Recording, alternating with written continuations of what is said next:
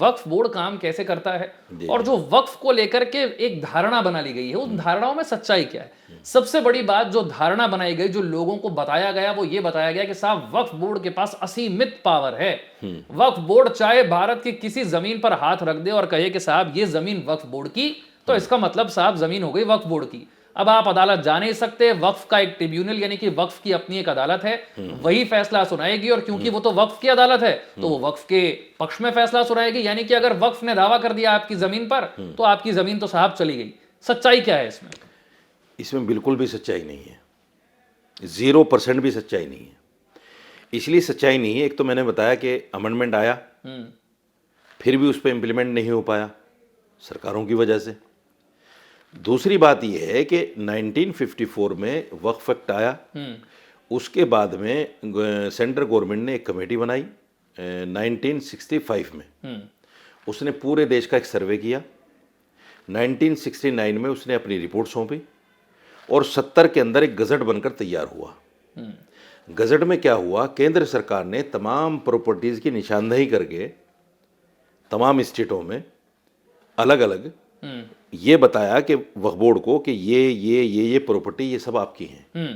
सरकार ने बताया वक्फ बोर्ड सरकार को कि ने ये बताया प्रॉपर्टी आपकी है। यस, वक्फ बोर्ड ने नहीं बोला कि ये प्रॉपर्टी बिल्कुल नहीं, बिल्कुल नहीं। ये बात बहुत क्लियर होनी दर्शकों को जरूरी है जी। कि अलग अलग राज्यों के अलग अलग वक्फ बोर्ड हैं हमारे देश में, और हर राज्य का, मान लीजिए गुजरात है तो गुजरात का वक्फ बोर्ड अलग, उत्तर प्रदेश है तो उत्तर प्रदेश का वक्फ बोर्ड अलग, हिमाचल है तो हिमाचल का वक्फ बोर्ड अलग।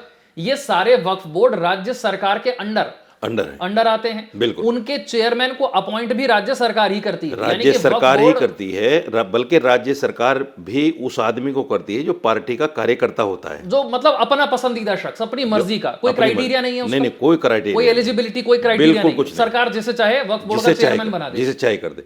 मैं कह रहा हूं ना कि एक छोटी सी चीज, सारे वक्फ बोर्ड राज्य सरकार के अंडर आते हैं, चेयरमैन राज्य सरकार खुद अपॉइंट करती है। ये बिल्कुल क्लियर होना चाहिए। वक्फ बोर्ड कोई प्राइवेट ऑर्गेनाइजेशन नहीं है, नहीं, बिल्कुल नहीं। ये बिल्कुल सरकार के अंडर चलती है और सरकार के बनाए हुए नियम और कानूनों पर चलती है। बिल्कुल ठीक। इवन वक्फ बोर्ड को तो इतना भी अधिकार नहीं है कि अगर स्टाफ कम हो जाए वो स्टाफ रख ले, फिर राज्य सरकार को लिखकर देना पड़ेगा कि स्टाफ कम है। बाकायदा फाइल चलेगी, हाँ, रेवेन्यू से मंजूर होगा, हाँ, और वही जो प्रोसेस होता है गवर्नमेंट जॉब का, सरकारी जैसे भर्ती निकलती है, सेम प्रोसेस, वैसे ही वक्फ बोर्ड के लिए भर्ती निकलती है, सेम प्रोसेस है। अच्छा। अभी आपको याद होगा अमानतुल्लाह ने अपने टाइम में कुछ आदमी रख लिए,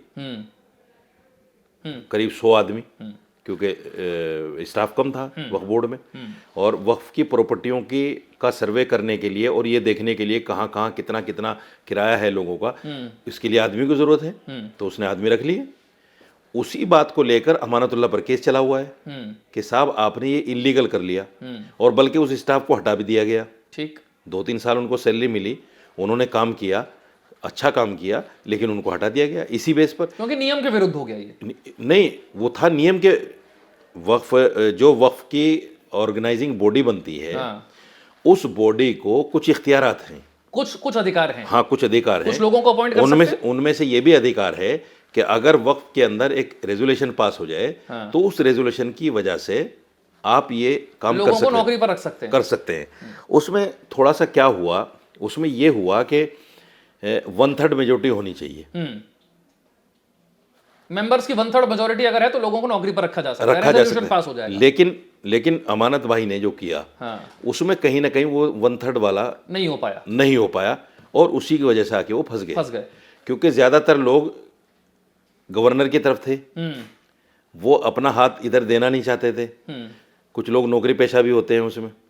तो वो कुल मिला के ये है कि वक्फ को पूरा इख्तियार नहीं है, सिर्फ ऑर्गेनाइजिंग बॉडी को है।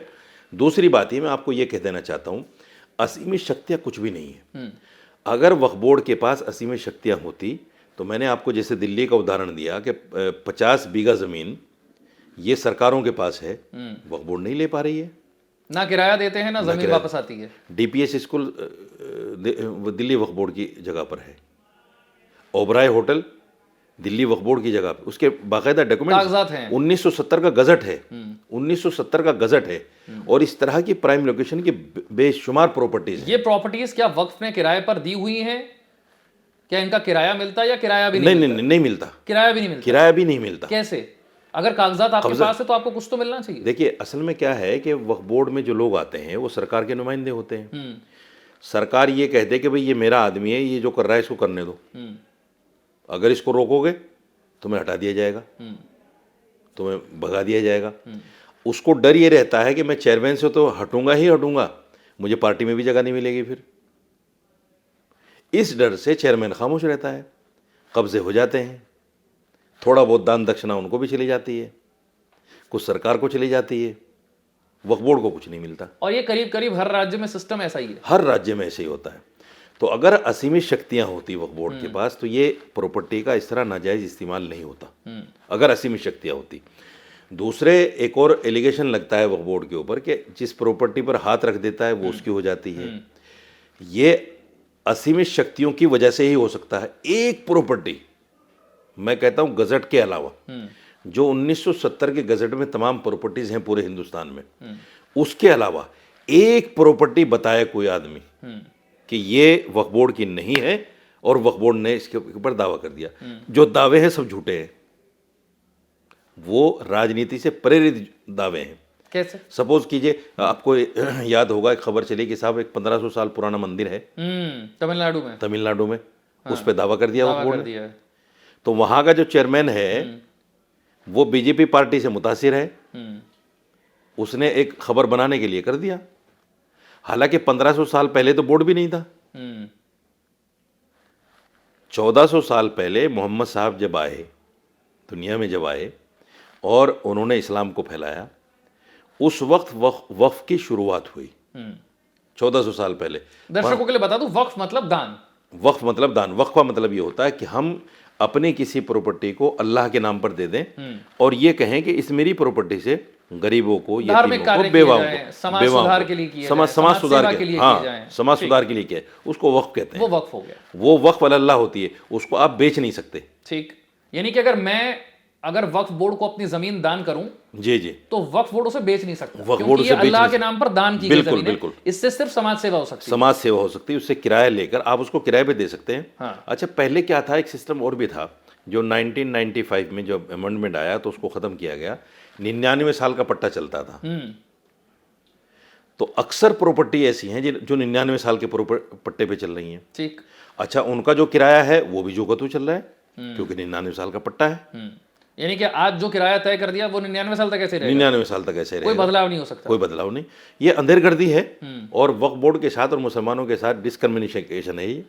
यानी मुसलमानों को कहीं ना कहीं आपको दबा के रखना है, मुसलमान उभर ना जाए। आप सोचिए इस बात को, दिल्ली के अंदर 50 बीघा ज़मीन, अगर उसका किराया आज के सर्किल रेट के हिसाब से मिल जाए, हज़ारों करोड़ सालाना किराया मिलेगा।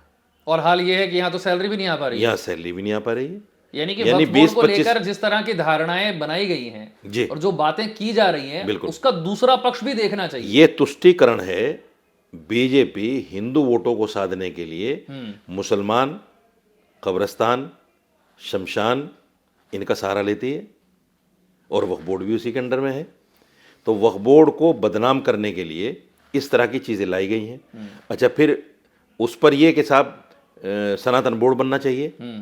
हमने कहा ठीक है, बनाओ, सनातन बोर्ड भी बनाओ, सिख बोर्ड भी बनाओ, ईसाई बोर्ड भी बनाओ, पादरी, हमें क्या एतराज़ है? हमें कोई एतराज़ नहीं। सनातन बोर्ड कैसे बनेगा? हमारी तो प्रॉपर्टीज़ हैं जो दान की प्रॉपर्टियां हैं, सनातन में ऐसी कोई प्रॉपर्टी है नहीं। दूसरी बात ये जो कहते हैं कि 9 लाख एकड़ ज़मीन हो गई, वो 3.5 लाख 4 लाख थी, 9 लाख एकड़ हो गई। असल तो वो 9 लाख एकड़ हुई नहीं। वो हुआ ये कि एक प्रॉपर्टी है, सपोज कीजिए मैं जहाँ पहाड़गंज में रहता हूँ मस्जिद में, वो 1116 एक प्रॉपर्टी है। उस प्रॉपर्टी का नाम है 1116, लेकिन उसमें 10 दुकानें हैं। जब उसका सर्वे हुआ तो पता चला कि 10 दुकानें हैं।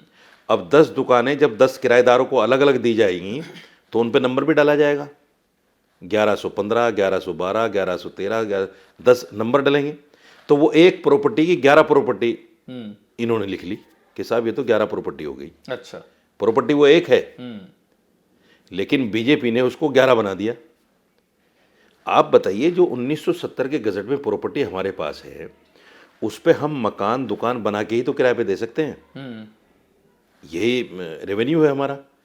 अगर एक प्रॉपर्टी में 10 हमने दुकानें बना के दे दी तो प्रॉपर्टी तो एक ही है ना, उसको 11 को काउंट कर रहे होगा, इसलिए ये 3.5-4 लाख को 9 लाख बताते हैं। दूसरी बात ये कि अगर मान लिया जाए, चलिए मान लेते हैं कि 9 लाख एकड़ ज़मीन है, साउथ में चले जाइए, एक एक मंदिर आपको ऐसा मिलेगा जिसपे 12-12 लाख और 14-14 लाख एकड़ ज़मीन है, एक एक मंदिर ऐसा मिल जाएगा।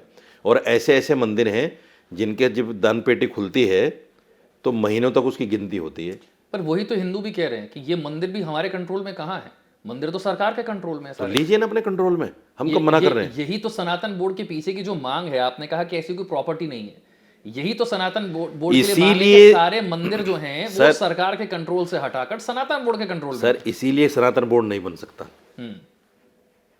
क्योंकि वो जो अरबों खरबों का टर्नओवर है सरकार दान आ रहा है, वो तो खत्म हो जाएगा ना।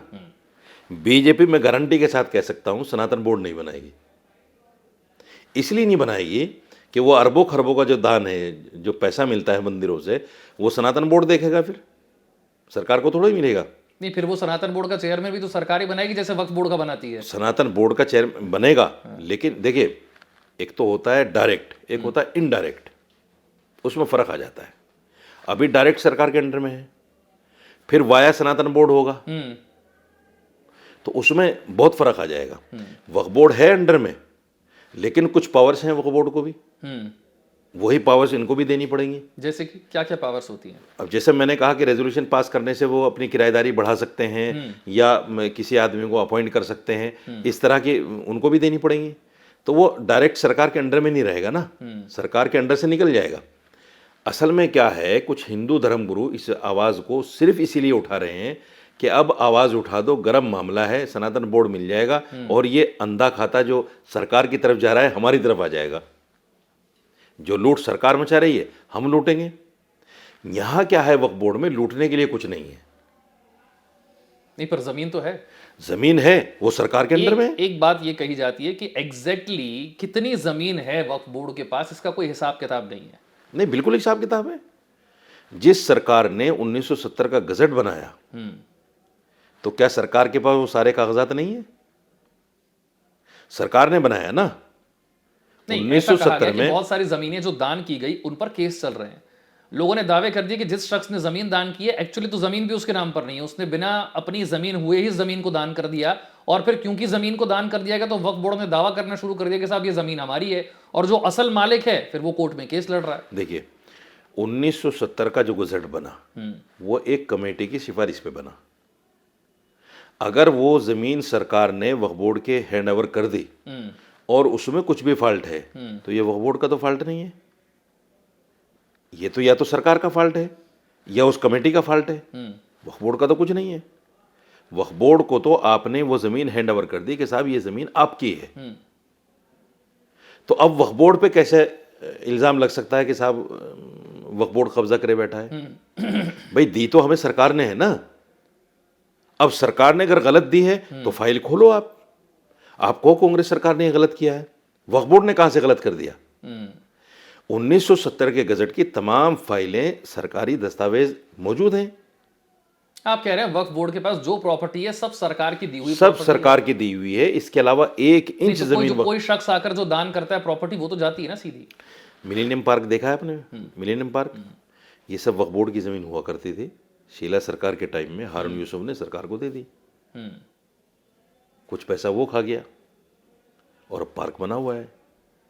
वजीराबाद वक्फ बोर्ड चाहे तो अपनी प्रॉपर्टी को सरकार के नाम कर सकता है, कब्जा। वो बेचना नहीं होगा, लेकिन कब्जा बेच नहीं सकते आप सर, उसे कहते हैं कब्जा। हाँ, तो कब्जा तो इलीगल हो गया। आंख बंद करके बैठ गया और कब्जा हो गया, बात खत्म। और कब्जा हटवाया नहीं जा सकता। सरकार का कब्जा कौन हटवाएगा? मैं जब सरकार की तरफ से अपॉइंट होके आ रहा हूं तो सरकार के खिलाफ कैसे लड़ लूंगा मैं? अगर यही वक्फ बोर्ड गुरुद्वारा प्रबंधक कमेटी की तरह आजाद होता तो फिर 1 इंच जमीन कब्जा नहीं होती। चूंकि सरकार के अंडर में है इसलिए सब कुछ हो रहा है, चेयरमैन आंखें बंद कर लेता है। दूसरे ये है, आपकी बातों से ऐसा लग रहा है कि वक्फ बोर्ड पर तो ऑलरेडी सरकार ही सब कुछ कब्जा करके बैठी है, कंट्रोल सरकार कर रही है। सरकार तो फिर वक्फ बोर्ड में बदलाव लाने की जरूरत क्या पड़ी सरकार को? तो फिर तो सिस्टम बढ़िया ही चल रहा था। देखिए सरकार बदलाव नहीं लाना चाहती, मैं फिर कह रहा हूं आपसे। सरकार बदलाव के नाम पे तुष्टीकरण की राजनीति कर रही है।